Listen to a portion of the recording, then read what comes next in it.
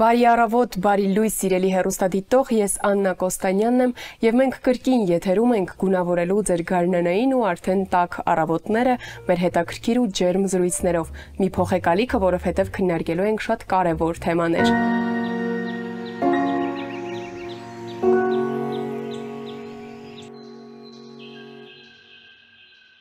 Բայց պահին ներկայացնենք մեր հյուրին, նա արդեն տաղավարում է DJ Վակցինա, նույն ինքը Արուսիկ Մկրտչյան։ Բարի առավոտ, Արուսիկ։ Բարև ձեզ։ Շնորհակալ ենք ձեր առավոտը մեզ հետ սկսելու համար։ Ես նույնպես շնորհակալ եմ հյուրընկալելու համար։ Հետաքրքիր է, Արուսիկ, դուք գիտեիք, որ մարտի 23-ը փաստորեն նաև օթերևութաբանների օրն է։ Եկեք շնորհավորենք բոլոր օթերևութաբաններին, այդ թվում Գագիկ Սուրենյանին։ Այո,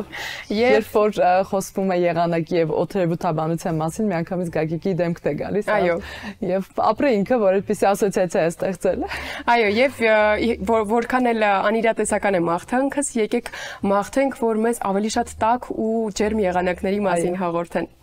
Անցնենք մեր հիմնական զրույցին։ Դուք բացի ձեր DJ աշխատանքից զբաղվում եք նաեւ հասարակական գործունեությամբ արդեն երկար տարիներ, եթե չեմ սխալվում, 2009 թվականից։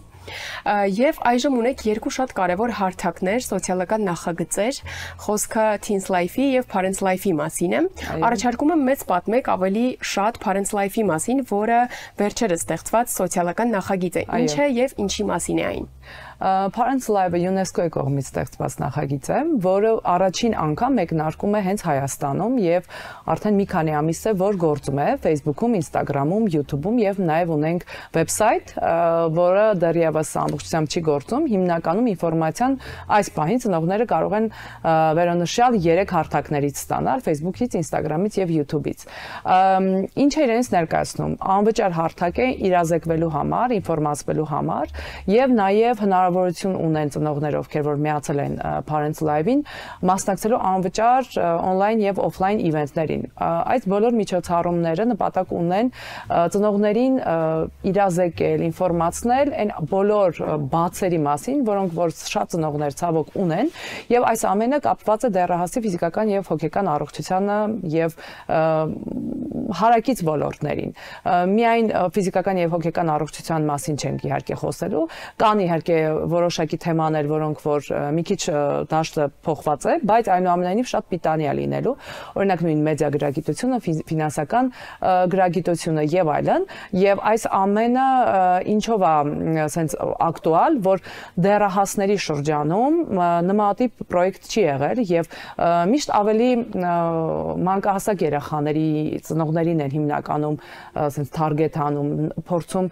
նրանց իրազեկել, ինֆորմացնել, բազմաթիվ դասընթացներ կան եւ այլն, բայց այ հենց դեռահասների ծնողները ինչ որ sense բաց թողում կա այստեղ մեծ ՀԿ-ների կողմից, միգուցե ինչ որ միջազգային կազմակերպությունների կողմից, ակտիվիստների կողմից եւ այլն, որ դեռահասների ծնողները կարծես թե պետք է արդեն ամեն ինչ իմանան, բայց այդպես չի։ Մեր փորձը ցույց տվեց նաեւ Teens Live-ից, որ դեռահասների ծնողները շատ ինֆորմացվելու կարիք ունեն, որպեսզի ոչ միայն առողջ հարաբերություններ ստեղծեն իրենց դեռահասի հետ, այլ նաեւ կարողանան դեռահասին պաշտպանեն շատ վտանգներից եւ պաշտպանելու ձևն էլ հասկանան, այսինքն ոչ թե դա լինի ինչ որ խիստ զրույցների, միգուցե շատ խիստ ինչ որ սահմանափակումներով, այլ լինի առողջ ձևի, որպեսզի դեռահասը լինելով իհարկե շատ դժվար էտապում իր կյանքի, հա, այդ հասունացման էտապ, երբ որ հորմոնները խաղում են, երբ որ ֆիզիկապես եւ հոգեպես ինքը մեծ մետամորֆոզներ ասենց ընդունում եւ այդ process-ի ընթացքում ծնողը ահա որ մեծ ֆունկցիա ունի, ինքը մեծ առաքելություն ունի լինի դեռահասի կողքին, հետը ոչ թե պայքարի մեջ մտնի, այլ դառնա ընկեր եւ փորձի դեռահասին այս ամբողջ գիտելիքը փոխանցի։ Մեր Teens Life նախագծի շրջանակում մենք արդեն 6 տարի թե ավել մենք աշխատում ենք եւ դեռահասներին կրթում ենք, բայց երբ որ նրանք վերադառնում գնում են տուն, այսինքն օրինակ մեր միջոցառումներից կամ հարթակներում են տեսնում կարդում են ինչ որ նյութեր, հասկանում են որ մեծ գիտելիքի բաց կա, այդ գեփ ասածը կա իրենց եւ իրենց իրենց ծնողների միջև։ Եթե դեռահասները մենք փորձում ենք մաքսիմալ իրազեկել, ինչ է բուլինգը, ինչ են սեռավարակները, միավը, ձիահը, ինչպես օրինակ կոնֆլիկտներ հարթել։ Իսկ ինչպես եք գտնում հենց այն դեռահասներին կամ դեռահասների ծնողներին, որոնց հետ պետք է աշխատեք, արդյոք նրանք այդքան բաց են խոսելու այսքան կարևոր թեմաների մասին։ Շատ լավ հարց է, շնորհակալ եմ հարցի համար։ Դեռահասներին գտնել իրականում շատ հեշտ է եղել։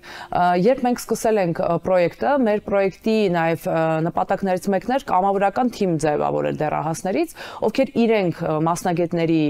բժիշկների, հոգեբանների հետ տրեյնինգներ անցնելուց հետո իրենք հենց կոնտենտ են գեներացնում, որպեսզի լինի այդ peer education, այսինքն հավասարը հավասարին, երբ որ դաս են տալիս, այսինքն դեռահասը, որը 16-17 տարեկան է, հաստատ կլսի իր տարեկիցին, երբ որ օրինակ սոցիալական ցանցում, թեկուզ TikTok-ում ինքը տեսնի հետաքրքիր ինչ-որ նյութ իր տարեկիցի կողմից մշակված։ Ինչ չափանիշներով եք ընտրում ձեր կամավորներին, քանի որ շատ դեռահասներ աշխատում են ձեզ հետ։ Կամավորներին ընտրելու չափանիշները մի շարք չափանիշներ են։ Ուրեմն ասեմ, մենք նախ անցկացնում ենք 3 փուլանի ֆիլտրացիա։ Առաջինը նրանք հայտ են լրացնում, այդ հայտի միջոցով մենք կարողանում ենք հասկանալ նախ նրա հմտությունները, ինչ ոլորտներում է իրեն պատկերացնում ապագայում եւ այս պրոյեկտի ընթացքում եւ նաեւ մոտիվացիայի հատվածն է շատ կարեւոր։ Հիմա եթե չնայած մեր մոտ արդեն փակվել է հայտի լրացումը, հիմա արդեն հենց այն этаպն է, երբ մենք ընտրում ենք կամավորներին, շատ երկար ենք ընտրում, որովհետեւ մեր համար շատ կարեւոր է ճիշտ ընտրություն կատարել։ Ուրեմն առաջին այդ этаպով ֆիլտրացիան գնում է հենց այդ երիտասարդներին հասկանալ ինչով են հետաքրքրված, ինչ են ուզում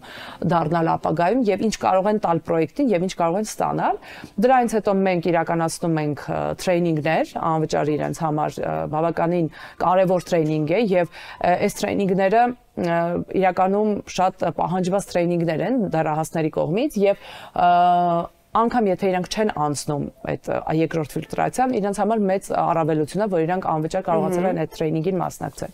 Եվ դրանից հետո մենք տալիս ենք տնային աշխատանք եւ արդեն կախված ոնց են կատարել իրենց տնային աշխատանքը, համադրում ենք իրենց հայտադիմումը, տրեյնինգի արդյունքում ստացած գիտելիքները եւ տնային աշխատանքի տեսակը ոնց է արել եւ ընտրում ենք։ Այս տարի մենք արդեն ունենք 500-ից ավել հայտեր, ամեն տարի ավելանում են թվերը, որովհետեւ իրոք շատ գայթակղիչ պրոյեկտ է, կամավորական ծրագիր է եւ մենք այդ 500-ից պետք է ընտրենք մաքսիմում 40 հոգու։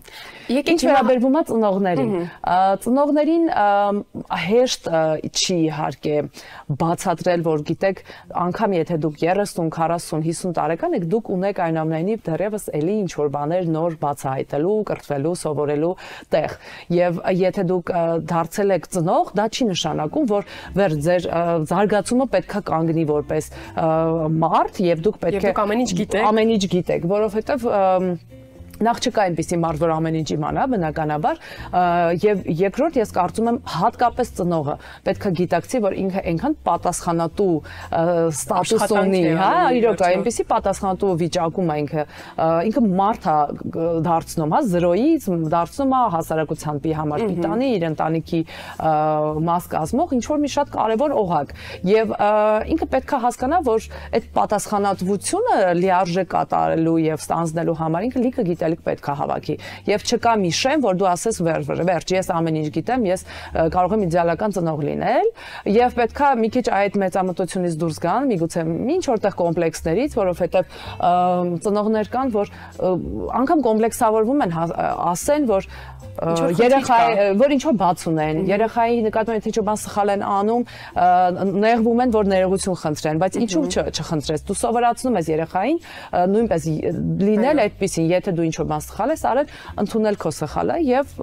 համապատասխանաբար փորձել աճել, փորձել ինչ-որ բան անել։ Եվ ծնողներին, ճիշտն ասած, այս բոլոր խնդիրները հաշվի առնելով, ծնողների մենտալիտետի հետ կապված, մենք փորձել ենք մաքսիմալ մեր ինֆլուենսերների միջոցով նրանց ներգրավել։ Մենք ունենք մեր հետ աշխատող թե մասնագետ ինֆլուենսերներ, թե պարզապես սիրելի բլոգերներ, այո, որ նրանք նույնպես ներկայացնեն այս խնդիրները ու ասեն, որ սա հենց դեռահասների ծնողների համար հարթակ է եւ եթե դու դեռահասի ծնող ես, միացիր Իսկ հետաքրքիր է հետադարձ կապ կա, այսինքն մեկ անգամ հանդիպեցինք, գուցե հետո ինչ որ ծնողների մոտ հարցեր առաջանան։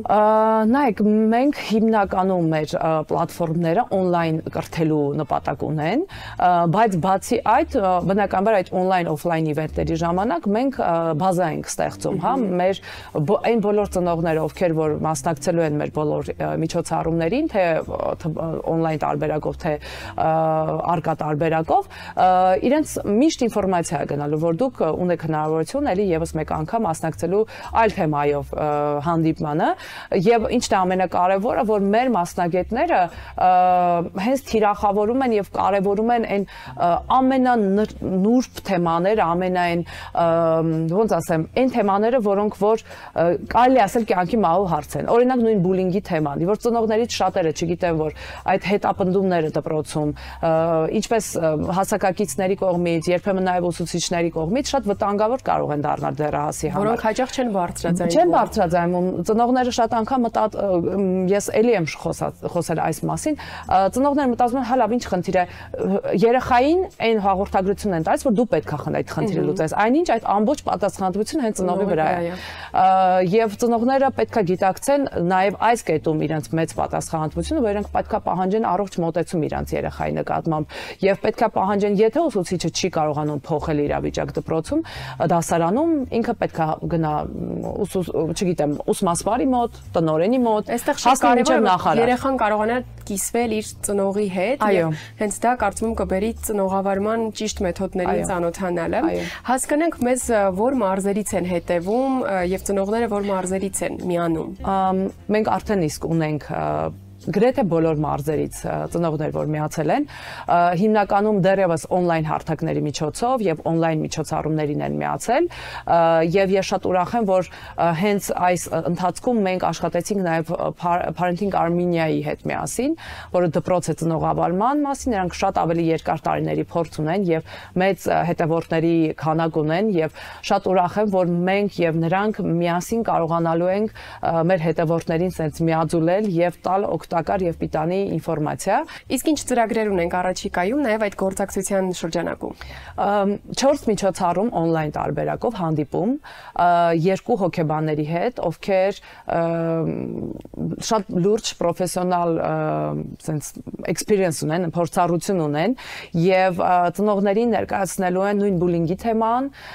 ինչպես ընկերանալ իրենց դեռահասի հետ, առհասարակ դեռահասության հետ կապված խնդիրներն են բարձրաձայնելու եւ ներկայացնելու են նաև շատ կարևոր մի միջոցահանդիպում է լինելու on-line, հանդիպում եղել է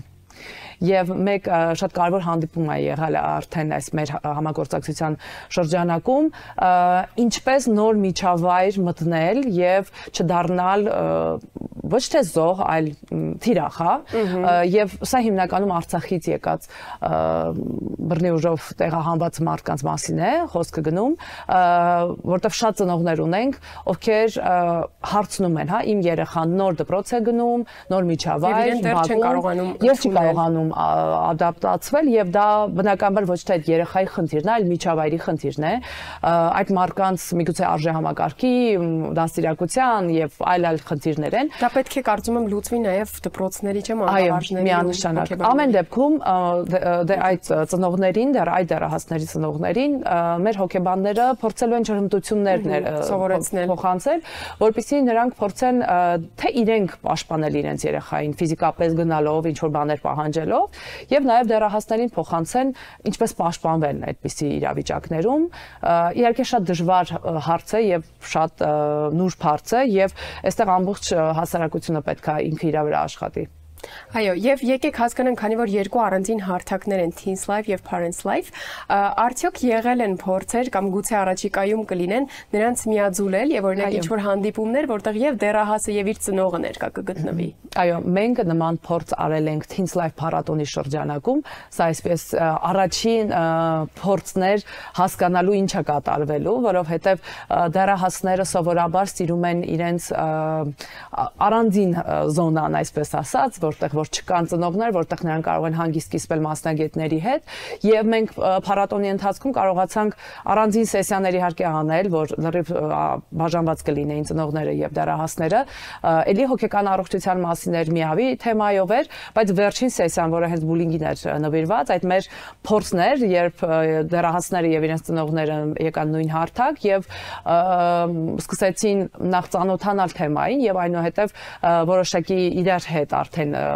խոսել, շփվել, հասկանալ խնդիրները եւ այլն։ Այսինքն ծնողներն են եւ իրենց երեխաները հենց։ Այո, եւ շատ լավ անցավ եւ մենք